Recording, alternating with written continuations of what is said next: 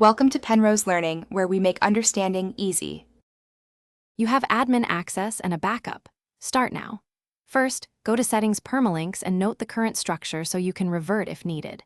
Once you've recorded the broken URL example, change the permalink to plain and save to reset rewrite rules. This forces WordPress to rebuild.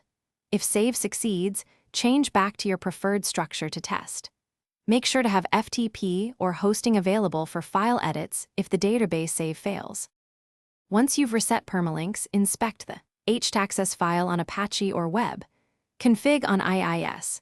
If WordPress couldn't write to htaccess, update file permissions to 644 or temporarily 666, then retry. Alternatively, upload the default rewrite block manually.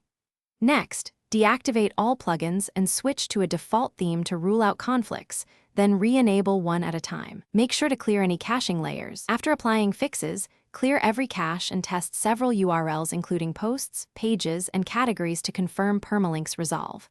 If 404s persist, enable WP debug or check server error logs to pinpoint rewrite failures or permission errors. Once you identify the root cause, reapply the correct htaccess or web. Config and re-enable necessary plugins. Troubleshooting tip: if nothing works, restore your backup. Then contact host support with error log snippets and steps you've tried so they can inspect server-level rewrite modules.